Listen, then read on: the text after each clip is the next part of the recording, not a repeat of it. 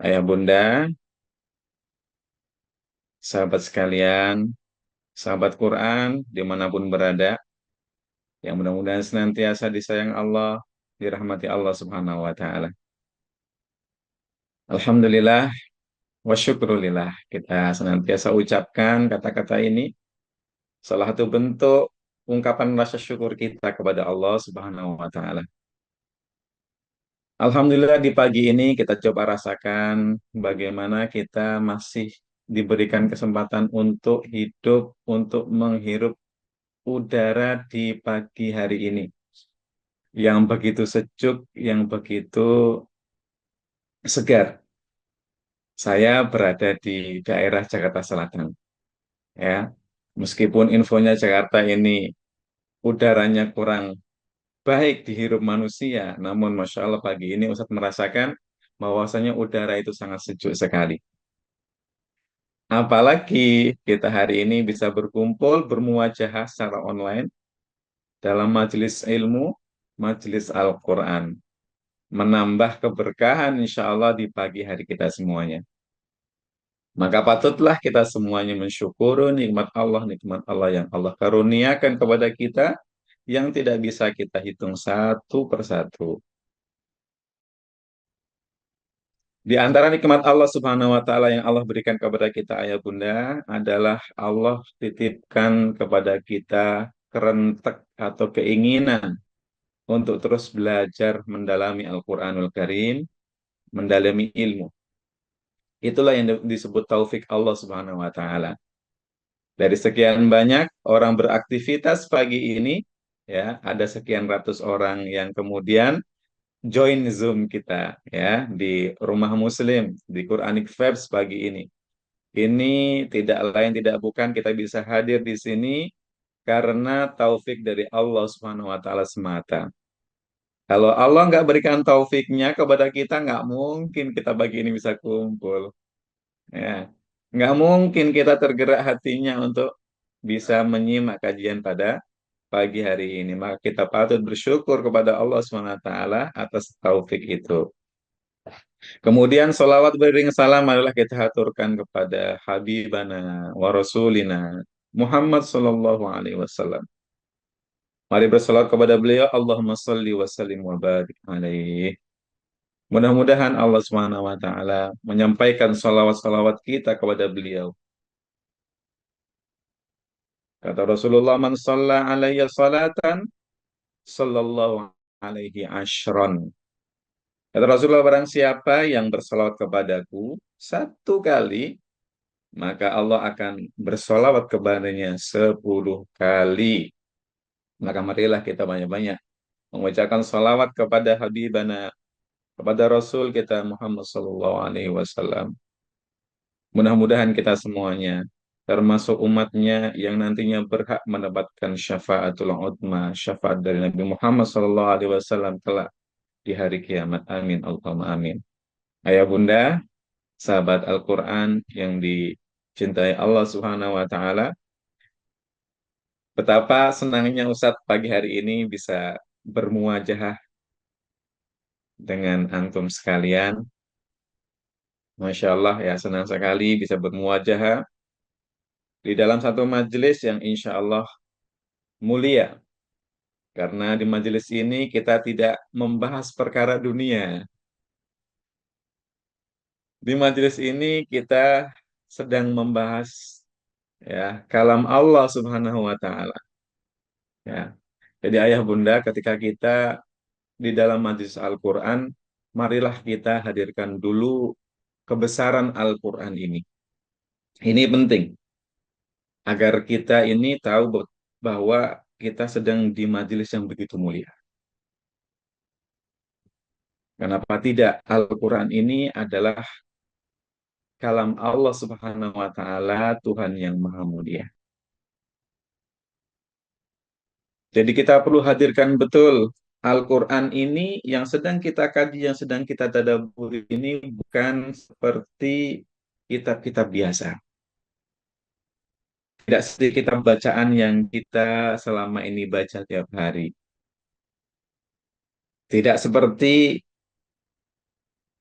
kitab-kitab yang kita pelajari di kampus, ya. Akan tetapi Al-Quran ini adalah kalam Allah dan bukan makhluk. Ini datang dari Allah Subhanahu wa taala melalui malaikat yang paling mulia, malaikat Jibril, dan kepada Nabiullah Muhammad SAW, nabi dan rasul yang paling mulia. Ini adalah kita sedang berada di hadapan surat cinta dari Allah Subhanahu wa taala, maka perlu kita hadirkan keagungan Al-Qur'anul Karim ini. Bunda, siap ya, insya Allah kita mulai.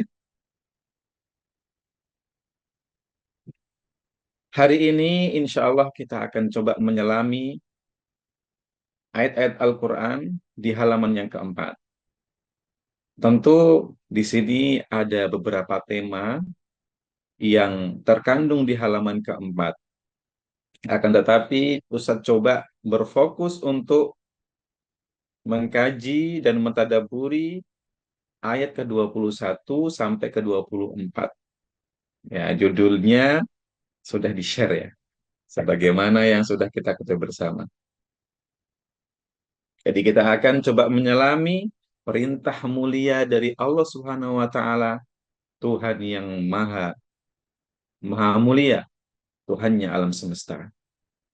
Namun sebelum ke situ, Ustadz mau sedikit mengambil satu hikmah dari ayat 17 sampai dengan ayat 20.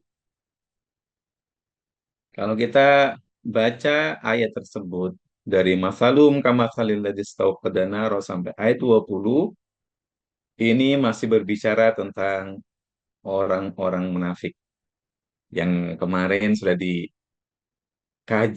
oleh Ustadz kita, ya, Ustadz Muslim Hafizahullah Ta'ala. Ada hal menarik di dalam ayat-ayat tersebut yang coba kita garis bawahi, yaitu Allah Subhanahu wa taala memberikan permisalan kepada orang-orang munafik. Ya, permisalan yang begitu buruk sebenarnya.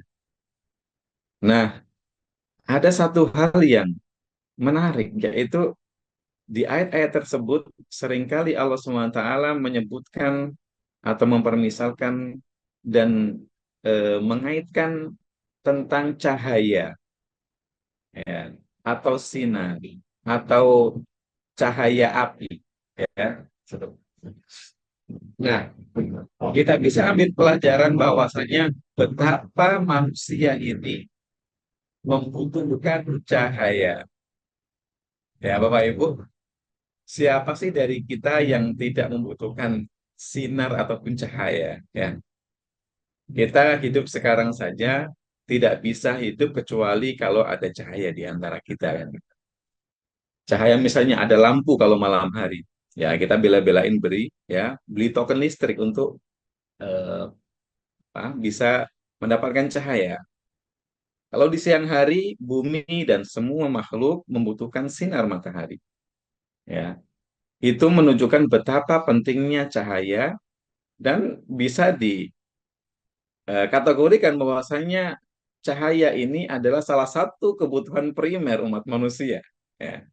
Bayangkan kalau misalnya bumi ini tidak ada mataharinya, maka niscaya akan gelap gulita dan bumi akan menjadi dingin, ya, seperti dinginnya kutub utara itu tanpa adanya cahaya.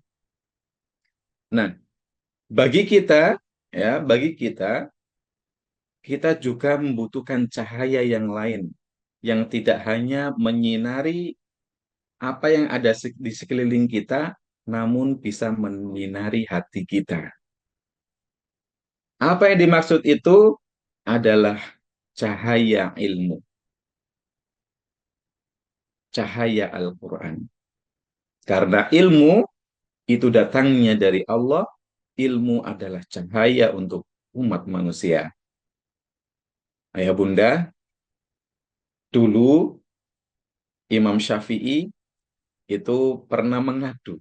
Ya, ini sekelas Imam Syafi'i aja pernah ngadu, ya, kepada gurunya, kepada gurunya tentang susahnya beliau ketika itu menghafal ilmu, menghafal pelajaran. Maka kemudian gurunya memberikan nasihat yang begitu berharga kepada Imam Syafi'i kala itu. Kata gurunya, yaitu Imam Waqi, wahai muridku, jauhilah olehmu kemaksiatan. Karena sesungguhnya kemaksiatan itu bisa menghalangi cahaya ilmu. Karena kemaksiatan itu adalah kegelapan. Dan kegelapan bisa menghalangi cahaya ilmu.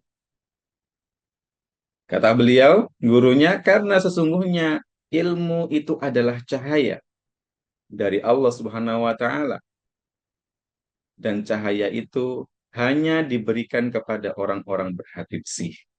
Gitu.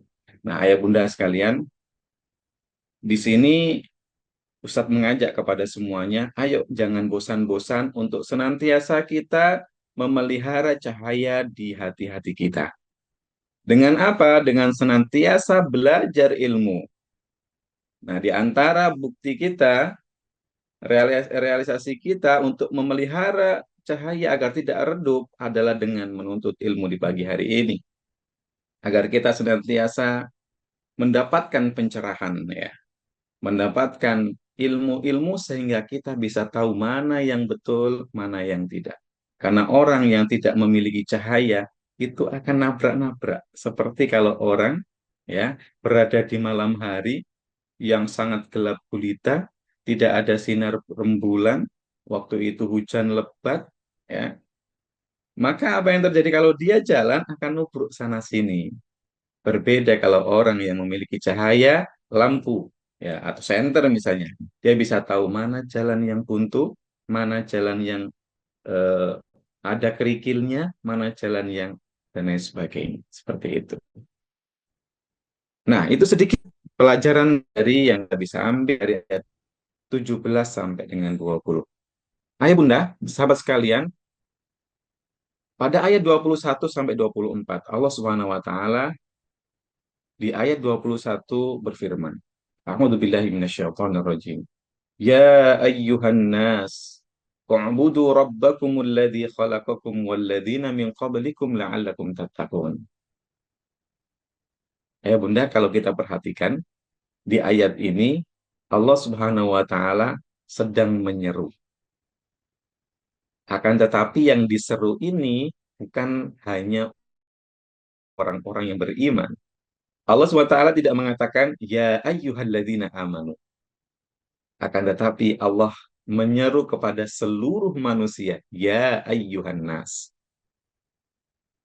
Ini menarik kemudian kita perhatikan.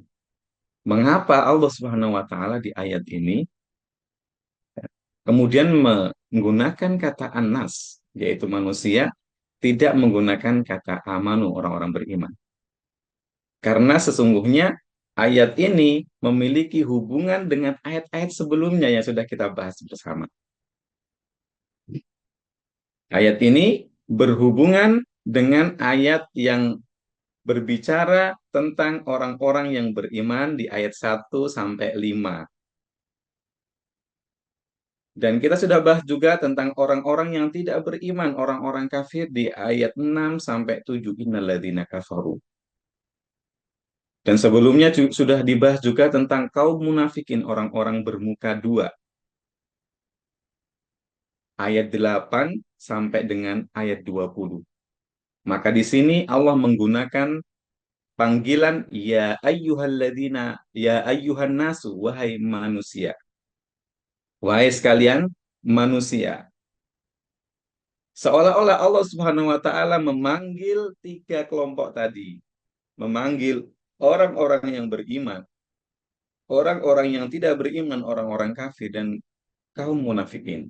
Memanggil mereka semua dengan seruan ini, ya ayyuhan nas, wahai sekalian manusia.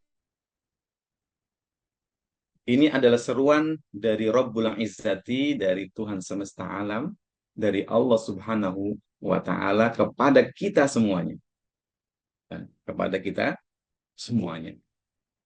Di sini kita bisa ambil beberapa pelajaran, ya ayah bunda sekalian. Bahwasanya mengapa Allah Subhanahu wa taala menggunakan kata an-nasu yaitu manusia. Ya, ini menunjukkan bahwasannya Islam itu adalah agama yang universal. Islam itu memang diturunkan oleh Allah untuk semua manusia. Betul? Jadi tidak untuk golongan tertentu, ya, tidak untuk suku tertentu, tidak untuk apa bangsa tertentu, ya, tapi untuk seluruh umat manusia. Ya, kan tidak ada ya ceritanya ini Islam hanya untuk warga Indonesia, warga yang di luar Indonesia tidak menganut Islam tidak ya. Tapi perintah ataupun karunia agama Islam ini diberikan oleh Allah, diserukan untuk semesta alam. Ya, untuk seluruh umat manusia. Ya, baik umat manusia yang sekarang hidup maupun yang sudah meninggal ataupun manusia yang akan hidup selepas selepas kita semuanya. Jadi memang Islam ini adalah agama yang universal. Kemudian dari kata an-nasu juga kita bisa ambil perhatian ya, bahwasanya kalau kita lihat data hari ini ayah bunda sekalian, umat manusia yang sekarang hidup ya di muka bumi ini sekitar kurang lebih 8 miliar manusia ya. Jumlahnya itu 8 miliar.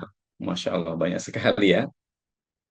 Dan kalau kita lihat jumlah umat Islam itu hanya sekitar 2 miliar saja atau bisa dibilang 25%-nya.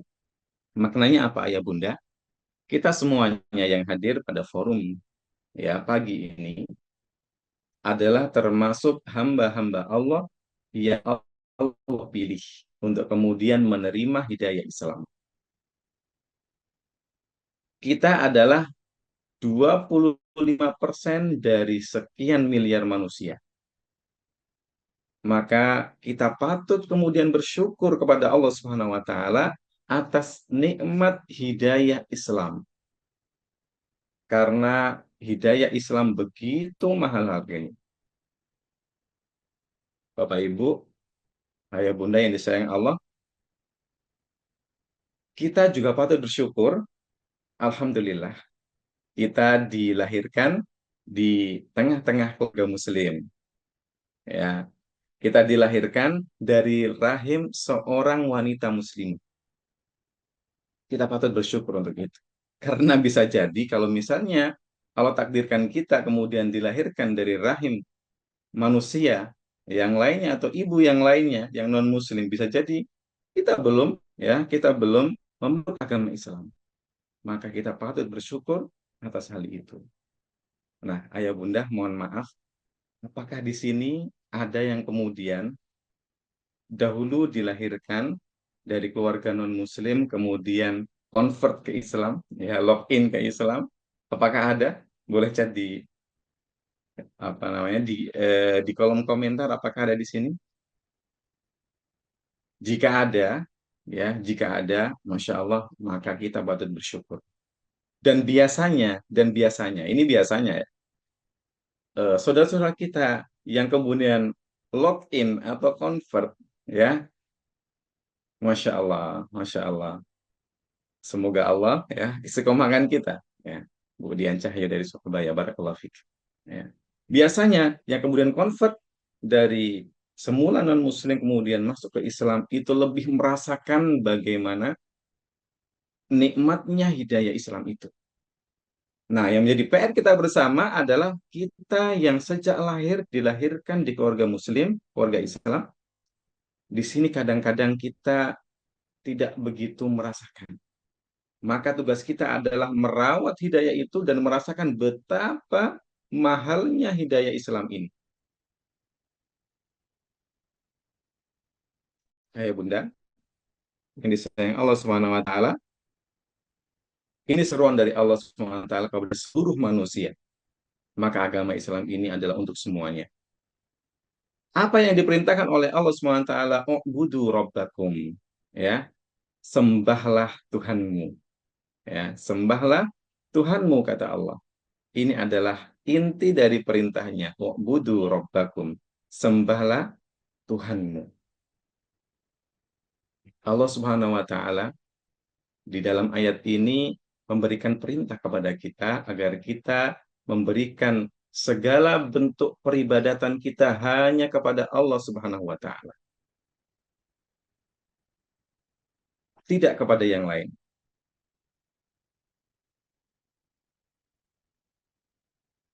Ini mirip dengan ayat Allah SWT di surah Az-Zariyat, ya, dan kita sudah paham semuanya dan hafal semuanya, ya. Yang mana Allah SWT memang menciptakan manusia, tujuannya adalah untuk kita beribadah kepadanya, ya. Sebagaimana firman Allah SWT di surah Az-Zariyat, "Wa ma khalaqtul jinna wal insa illa apa? Illa liya'budun."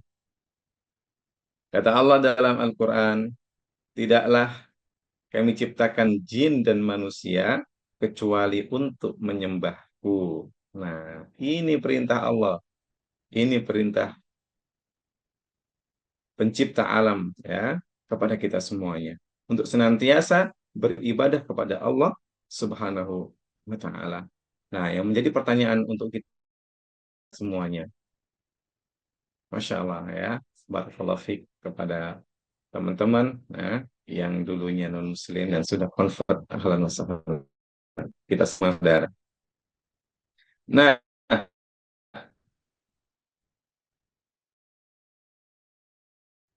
yang menjadi perkara adalah kan tuh ta'ala perintah dari Allah SWT ini dengan baik. Sudahkah kita beribadah kepada Allah dengan baik dan benar sesuai dengan perintah Allah Subhanahu wa taala kepada kita? Sudahkah kita beribadah kepada Allah SWT sesuai tuntunan yang diajarkan oleh Nabiullah Muhammad SAW? Nah, kita perlu renungkan bersama, sahabat sekalian. Maka di sini kita menjadi lebih paham betapa pentingnya kita untuk terus belajar ilmu, ya. Ya. Jadi supaya kita tahu, ya, apakah ibadah kita ini sudah sesuai dengan tuntunan Nabi Muhammad SAW atau belum. Ya. Kalau tidak belajar, kan tidak tahu. Ya, kalau nggak belajar kita nggak tahu. Maka perlu kita terus belajar. Ya, terus kita belajar ilmu agar kita semakin tahu, oh ternyata sholat yang betul adalah seperti ini. Ya, rukuknya, sujudnya, bacaannya. Kita jadi tahu, oh ternyata puasa yang betul adalah seperti ini. Ya, bagaimana cara kita menahan dan lain sebagainya. Kalau kita tidak belajar, maka kita tidak akan tahu. Seperti itu. Pertanyaan berikutnya, apakah kita kemudian sudah betul-betul mengikhlaskan seluruh peribadatan kita kepada Allah SWT? Ya, ini patut kita renungi bersama. Dan juga ada satu pemahaman yang eh, perlu kita luruskan bersama. Ya, mungkin sebagian dari kita ada yang kemudian menganggap bahwasanya kalau ibadah itu ya terbatas hanya sholat dan juga puasa gitu ya, ataupun haji kan gitu. Ya. Coba saya tanya kepada semuanya, Bapak Ibu, ya, apakah ibadah itu hanya sekedar sholat, puasa, dan haji saja, atau ada ibadah yang lain? Ya, coba dijawab di kolom komentar. Ya, jadi mungkin sebagian orang kemudian menganggap gini, loh, kalau saya sudah sholat berarti saya udah ibadah kan gitu. Kalau saya udah puasa berarti saya udah ibadah. Nah, ini adalah pemahaman yang perlu kita luruskan bersama. Jadi Bapak Ibu sekalian, ibadah itu tidak hanya sebatas sholat saja. Sholat itu adalah salah satu ibadah. Ya. Maka kita perlu tahu hakikat ibadah itu apa. Ya. Maka salah satu ulama kemudian memberikan satu pengertian ibadah seperti ini. Ya, ibadah itu, ya, kata ulama tersebut, adalah segala macam tindakan dan ucapan yang membuat Allah ridha, yang Allah cintai. Nah, sekali lagi, ibadah itu adalah segala macam perbuatan, tindakan, dan juga ucapan yang dicintai oleh Allah Subhanahu wa Ta'ala. Nah, ini namanya ibadah. Jadi nggak cuman sholat, sholat itu bagian daripada ibadah. Ya, senyum, oh betul, senyum kepada saudara, ibadah tidak? Tentu, ya, ibadah. Ya, betul itu. Jadi segala macam tindakan kita dan ucapan kita yang membuat Allah suka, ya, yang Allah cinta, itu adalah ibadah. Ya, baik itu sholat, ya kan? Yang itu ibadah mahdoh namanya, ya, zakat, sedekah, infak, ya kan? Lalu wakaf, ya, ibadah maliyah itu namanya yang berhubungan dengan harta. Lalu apa lagi? Ya, ya. Yang lain senyum, itu kan? Belajar memaafkan orang, betul ibadah. Membantu tetangga, berbuat baik kepada orang lain, ya. Kita taat kepada suami, suami sayang kepada istri dan anak-anak, mencari nafkah, ya, dan lain sebagainya. Jadi ibadah ini sangat luas, ya. Jangan kita kemudian menyempitkan makna ibadah itu. Nah, sampai-sampai ya kegiatan kita sehari-hari seperti makan, minum, kemudian kita tidur, ya, bahkan kita eh, misalnya olahraga itu bisa bernilai ibadah dengan syarat kalau kita niatkan untuk membantu kita taat kepada Allah SWT. Contoh misalnya gini, ya Bunda. Kita mau makan nih, ya kan? Kita mau makan, sebelum kita makan, kita niatkan, ya Allah, aku ini makan agar aku kuat untuk beribadah kepadamu. Ya Allah, aku ini makan agar aku bisa kuat untuk bekerja, mencari nafkah yang halal untuk aku berikan kepada keluargaku. Kalau kita niatkan ibadah, niscaya kebiasaan-kebiasaan kita itu bernilai ibadah. Masya Allah. Kita tidur, contoh tidur. Semua orang tidur. Ya, semua orang tidur. Namun tidak semua tidurnya manusia itu bernilai ibadah. Hanya orang-orang yang meniatkan istirahatnya, tidurnya untuk ibadah, maka akan bernilai ibadah. Contohnya misalnya kita tidur, ya kita doa, kemudian kita niatkan, ya Allah, aku rebahkan jasadku ini, aku istirahat ini dengan niat agar aku bisa kuat ibadah nanti, bisa bangun lebih awal, untuk nanti bisa sholat tahajud misalnya. Ya, agar aku bisa beribadah, agar aku bisa beristirahat dan bisa beraktivitas besok di pagi hari. Itu akan bernilai ibadah. Dan ini tentunya kita tidak akan tahu kecuali kita terus belajar, belajar dan belajar. Maka di sini ayo ya jangan bosan-bosan kita belajar ilmu. Agar apa? Agar setiap gerak-gerik kita bisa bernilai ibadah. Nah, itu dia. Sebagaimana dalam Al-Quran, Kul inna salati wa nusuki wa mahyaya wa mati lillahi rabbil alamin. Nah, agar bisa kita ya merealisasikan firman Allah yang ini. Katakanlah wahai Muhammad, ya, Allah kemudian berbicara dengan nabinya. Kul inna salati, katakanlah sesungguhnya salatku, ya, wa nusuki dan hewan yang aku sembelih kurbanku, hidupku dan matiku, semuanya gerak-gerikku adalah lillah, adalah hanya untuk Allah semata. Nah, kalau kita bisa kemudian meniatkan hal tersebut untuk beribadah, maka bisa bernilai ibadah dan Allah akan berikan pahala di sini. Nah, maka ayah bunda, sahabat Al-Quran yang disayang Allah, maka kita harus menjadi muslim yang cerdas nih. Ya, yaitu dengan meniatkan apa yang kita lakukan itu untuk ibadah. Nah, nanti ayah di sini, para bapak ya, sebentar lagi akan berangkat untuk mencari nafkah, ya, menjemput rizki Allah Subhanahu wa Ta'ala. Maka jangan lupa niatkan dari rumah untuk ibadah, ya. Jadi niatkan untuk ibadah, ya Allah, aku keluar rumah ini untuk menjemput rizkimu, mencari nafkah untuk keluargaku dengan jalan yang halal. Ibu-ibu di rumah yang kemudian menyiapkan sajian sarapan untuk keluarga, jangan lupa diniatkan ini taat kepada Allah Subhanahu wa taala agar setiap gerak-gerik kita itu apa? Itu bernilai ibadah di sisi Allah Subhanahu wa taala. Seperti itu. Ayah bunda yang saya Allah Subhanahu wa taala, ya. Ini di ayat yang ke-21 Allah SWT memerintahkan seluruh manusia untuk beribadah kepadanya. Betul ya? Jadi Allah perintahkan ini. Nah, ketika Allah memerintahkan manusia, Allah juga berikan argumentasinya. Mengapa Allah itu yang layak untuk disembah, yang layak untuk diibadahi.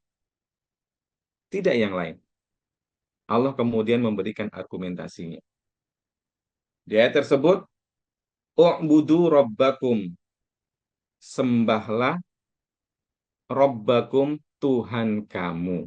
Nah, argumentasi yang pertama adalah bahwasanya Allah adalah Tuhan semesta alam. Rabbakum. Nah, ini satu. Mengapa Allah satu-satunya yang layak disembah dan diibadahi? Karena apa? Allah Tuhan kita. Allah Tuhan semesta alam. Ya, Allah Tuhan semesta alam. Selalu kita dengungkan ya kata tahlil la ilaha illallah. Tiada Tuhan yang berhak diibadahi kecuali Allah. Ya, maka ini betul-betul ya argumentasi yang begitu kuat ini yang pertama. Ya ayyuhan nasu'budu rabbakum. Pertama karena Allah SWT adalah Tuhan kita. Ya. Kalau Allah adalah Tuhan, maka berhak untuk kemudian dipersembahkan ibadah kepadanya. Ini adalah argumen yang pertama. Argumen yang kedua, alladzi khalaqakum walladzi namin qablikum.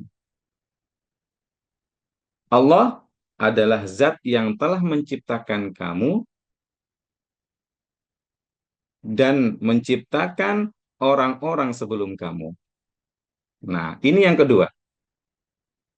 Argumentasi yang kedua, kenapa Allah adalah zat satu-satunya yang layak untuk disembah adalah karena Allah adalah yang menciptakan kita semuanya dan yang menciptakan orang-orang sebelum kita.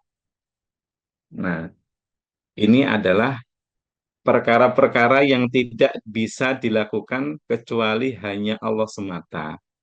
Coba sebutkan, Ayah Bunda, adakah yang mampu menciptakan selain Allah? Allah Subhanahu wa taala yang menciptakan kita semuanya, yang kita dulunya nggak ada, kemudian jadi ada, ya. Allah yang ciptakan kita.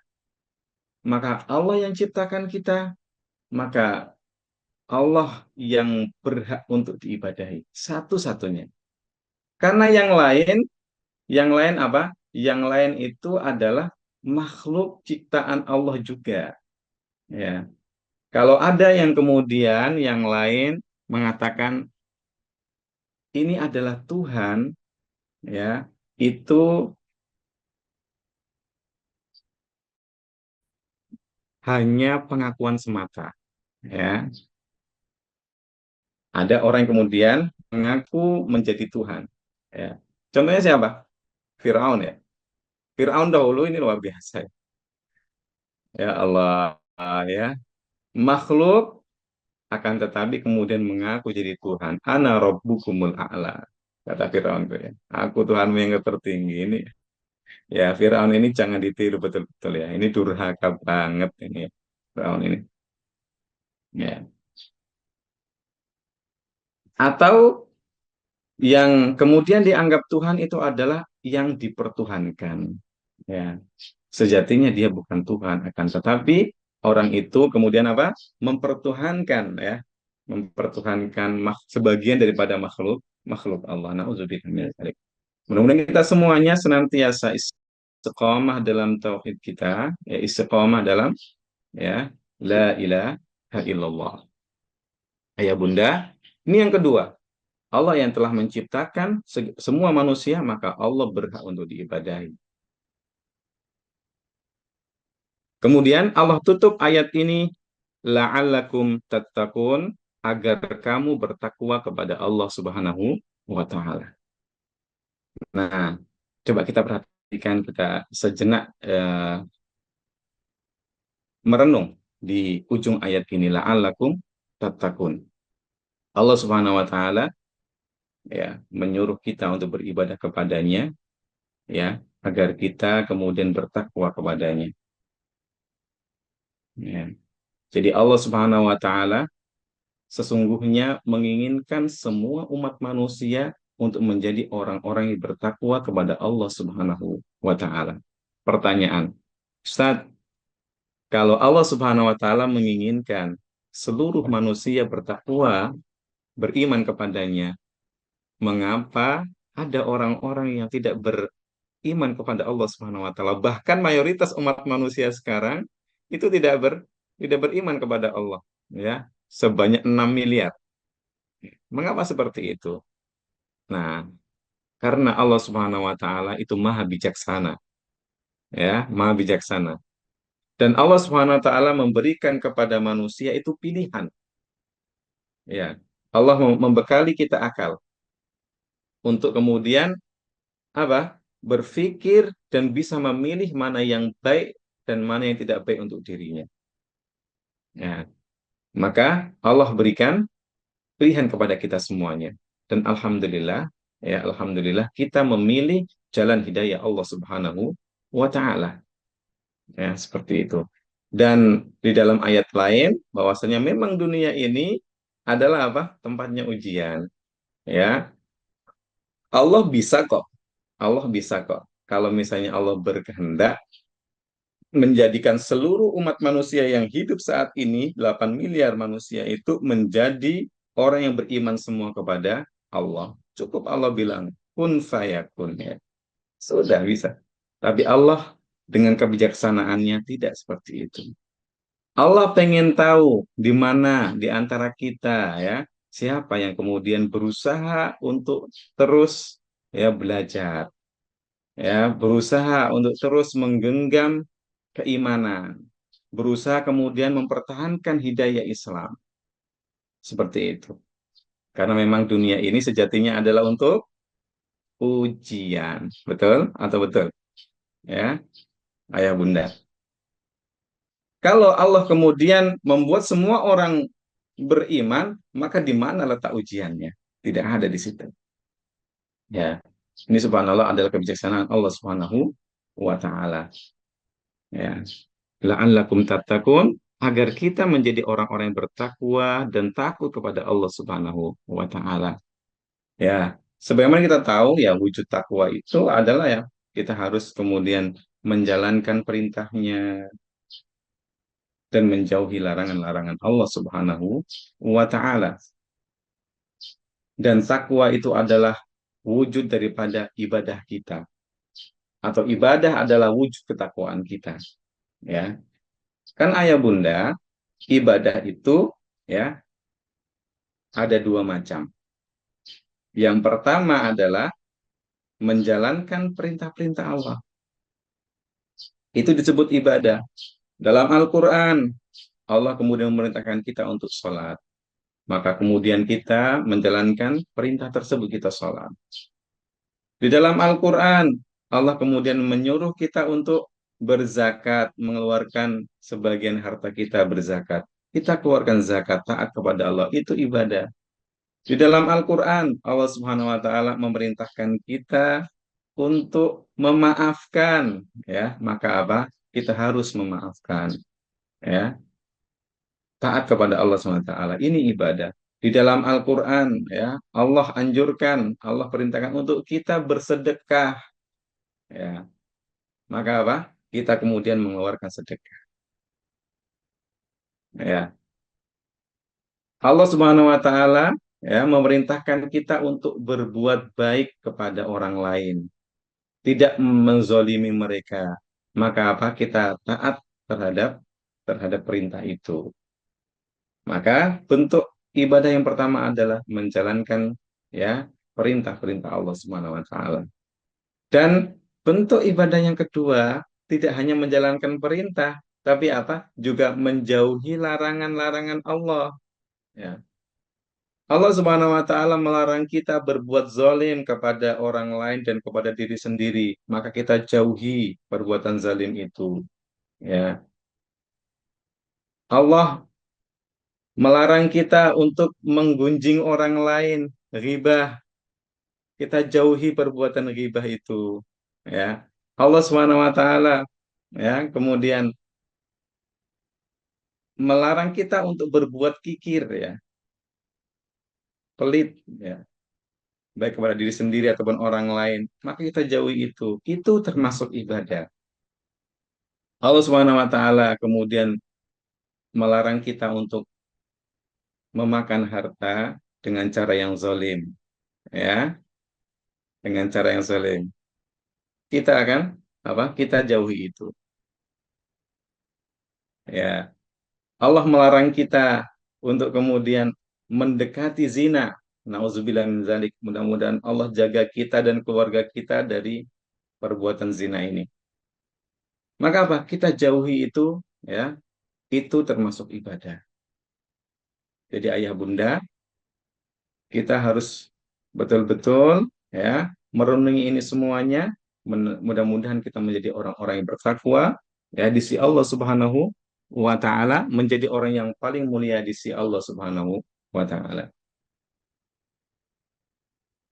Baik ayah bunda, selanjutnya di ayat 22, alladzi ja'ala lakumul arda firasya was samaa'a binaa'a wa anzala minas samaa'i ma'an fa akhraja bihi minas thamarati rizqan lakum fala taj'alu lillahi andada wa antum ta'lamun. Ustaz bacakan artinya, dialah yang telah menjadikan bumi sebagai hamparan bagimu dan langit sebagai atap. Dan dialah yang menurunkan air hujan dari langit, lalu dia hasilkan dengan hujan itu buah-buahan sebagai rizki untukmu. Karena itu, janganlah kamu mengadakan tandingan-tandingan bagi Allah padahal kamu mengetahui. Ayah bunda yang disayang Allah Subhanahu wa taala, kembali Allah Subhanahu wa taala memberikan argumentasi yang begitu kuat yang hanya Allah yang mampu melaksanakannya, dan ini menjadi argumentasi kuat bahwasanya hanya Allah yang berhak untuk diberikan persembahan peribadatan dari umat manusia. Yaitu apa? Pertama, ataupun ini yang ketiga, ya, yang ketiga, alladzi ja'ala lakumul arda firasyan. Allah yang telah menjadikan dan menciptakan bumi ini firasya, terhampar. Ya, menarik ini Allah Subhanahu wa taala menggunakan kata firasyan. Firash.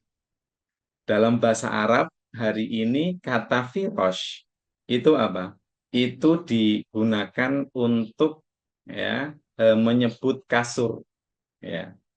Ayah bunda punya kasur di rumah ya. Coba ya Ustaz tanya. Kira-kira kasurnya empuk atau enggak? Ya, pasti empuk ya. Enak ya kalau buat tidur, Masya Allah.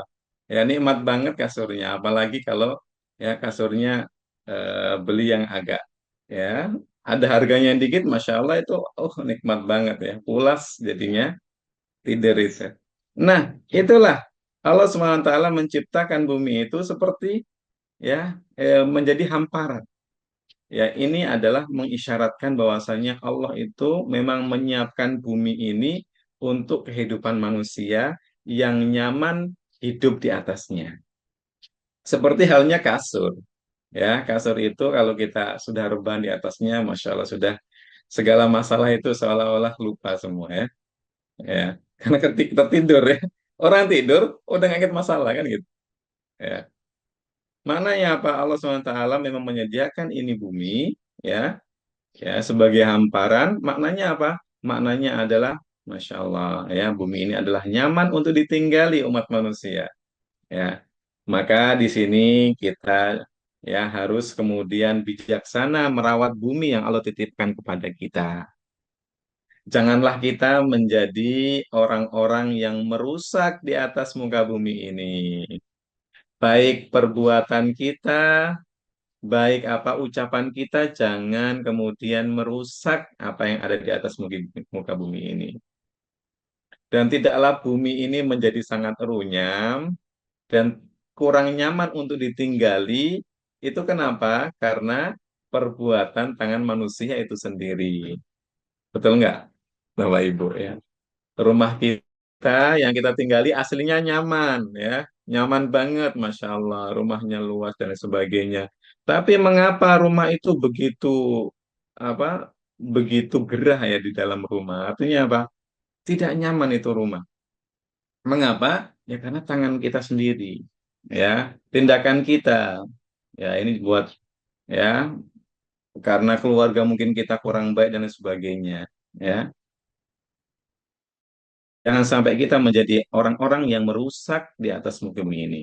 Ya, wala tufsidu fil ard. Ya, janganlah engkau menjadi orang yang merusak di atas muka bumi ini. Dan kita lihat, masya Allah ya, banyak kemudian orang-orang yang kemudian ya membuat kerusakan. Memang kita hindari, kita hindari. Dan janganlah kita termasuk orang-orang yang merusak di muka bumi ini. Dan jadilah kita orang-orang yang menahan diri dan menasehati, ya, menasehati saudara kita yang kemudian mungkin tindakannya, ucapannya itu bisa menimbulkan kerusakan di atas muka bumi ini. Seperti itu. Nah, yang menjadikan bumi jadi hamparan siapa? Yang mampu hanya Allah Subhanahu wa taala. Maka Allah lah yang berhak untuk disembah. Selanjutnya wassama abinaa, dan Allah jugalah yang kemudian ya menjadikan langit itu sebagai atap. Ya, ayah bunda pernah nggak berpikir atau terbesit ya, ya Allah, ini langit gede banget ya di atas saya. Eh, saya khawatir nanti apa suatu saat kemudian langit itu runtuh ataupun jatuh di atas saya. Nanti saya numplok ya. Bagaimana ini? Pernahkah terbesit? Mungkin sampai saat ini ya kita nggak terbesit karena kita yakin bahwasanya langit itu begitu kokoh luar biasa gitu. Ya. Makanya Allah pakai apa kata binaan. Binaan itu artinya apa? Aslinya bina itu adalah bangunan. Ya, kalau bangunan itu kan kokoh dan solid ya. Itulah Allah SWT menjadikan langit itu sebagai atap ya yang begitu kokoh dan solid, tidak ada celah dan tanpa tiang, yang mana itu melindungi ya bumi ini dari apa? Dari hal-hal yang membahayakan dari luar. Seperti itu. Siapa yang bisa ya membuat langit begitu kokoh menjadi atap, yaitu hanya Allah SWT, maka dialah satu-satunya Tuhan yang berhak kita ibadahi. Alhamdulillah. Ini nikmat Allah kepada kita umat manusia. Ya, selanjutnya wa anzala minas sama'i ma'a. Argumentasi yang selanjutnya Allah SWT yang telah menurunkan dari langit air hujan. Ya, air hujan. Masya Allah. Di Indonesia, ya kita tanpa meminta pun Allah turunkan air hujan yang luar biasa. Di sini ada nggak yang tinggal di Bogor? Boleh dong komen di kolom chat.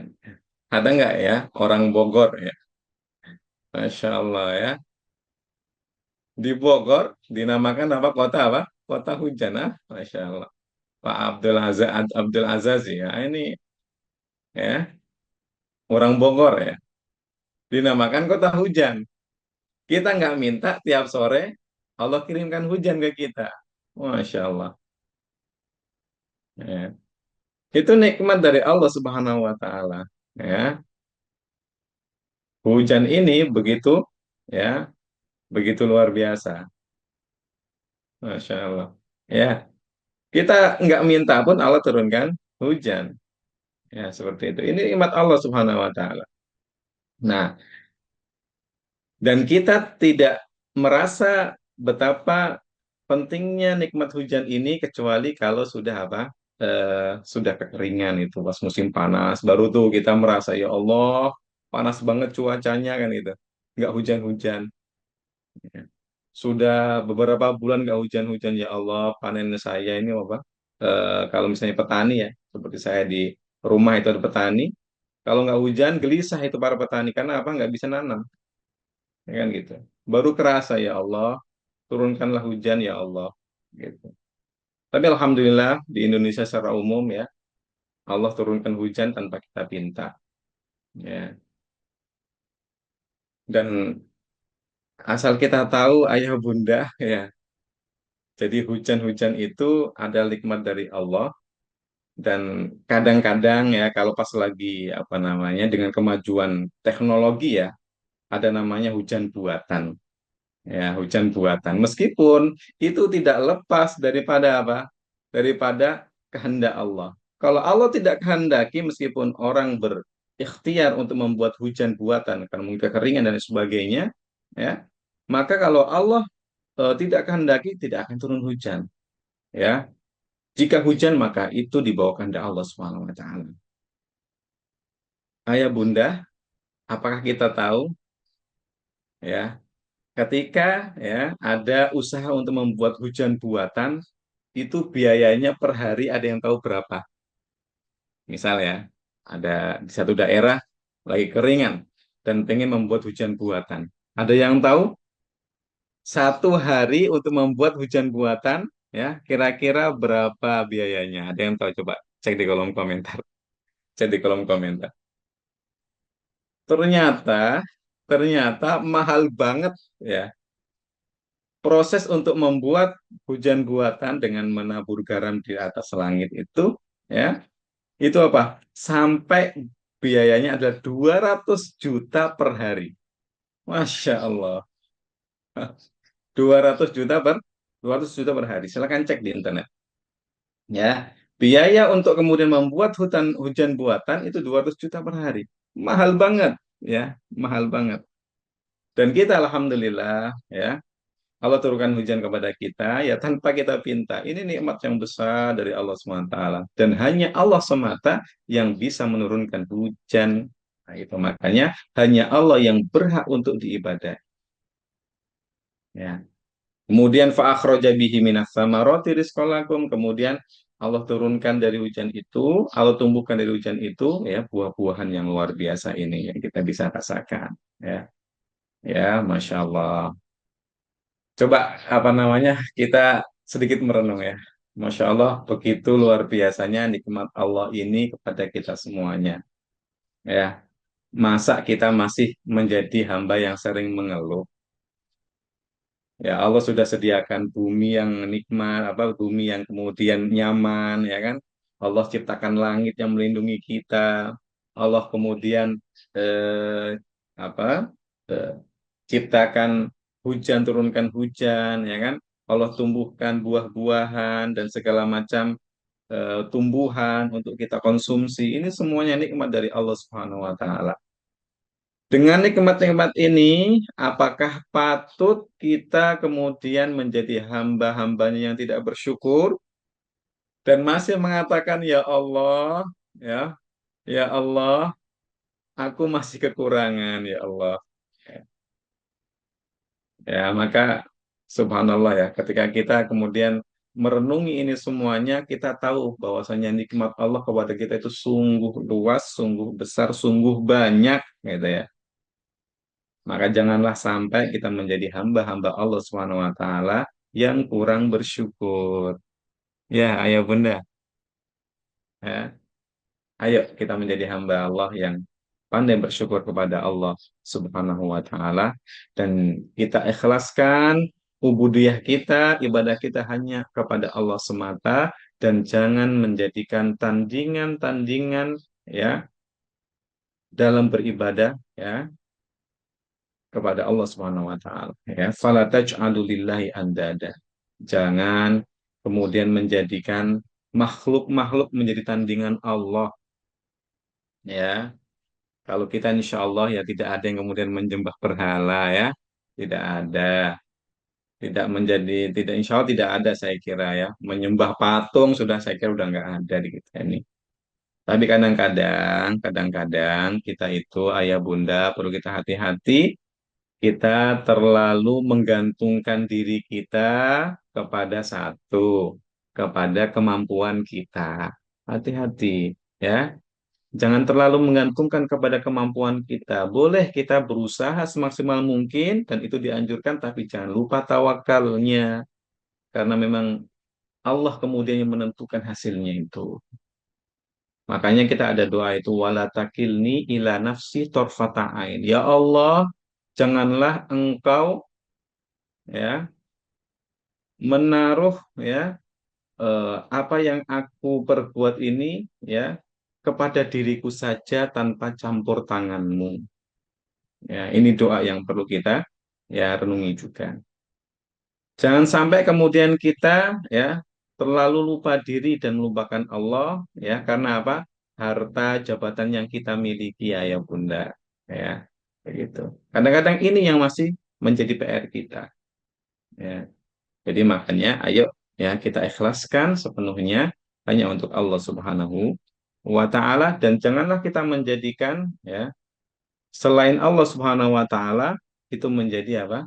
Menjadi syarikat ya atau tandingan ya seperti itu. La ilaha illallah. Ayah Bunda ya, waktu sudah menunjukkan jam 6.48 ya. Baik, kalau begitu ya Ustadz mungkin cukupkan sekian ya untuk tadabburnya hari ini. Mudah-mudahan apa yang kita pelajari pagi hari ini menambahkan keimanan kita kepada Allah Subhanahu wa taala ya dan menghilangkan segala bentuk keraguan sebagaimana di ayat 23 wa in kuntum fi raibin ya ketika kamu ya jika kamu ragu karena seringkali ayah bunda keraguan kita itu yang menjadi akar masalahnya ya kita itu masih sering ragu sama Allah ya ayo mulai sekarang kita yakinkan kita patrikan kita hujamkan dalam hati kita bahwasanya kita itu yakin 100% terhadap ayat-ayat Allah yakin 100% terhadap apa janji-janji Allah Subhanahu wa taala jangan sampai ada setitik pun keraguan karena sesungguhnya keraguan itu datangnya dari syaitan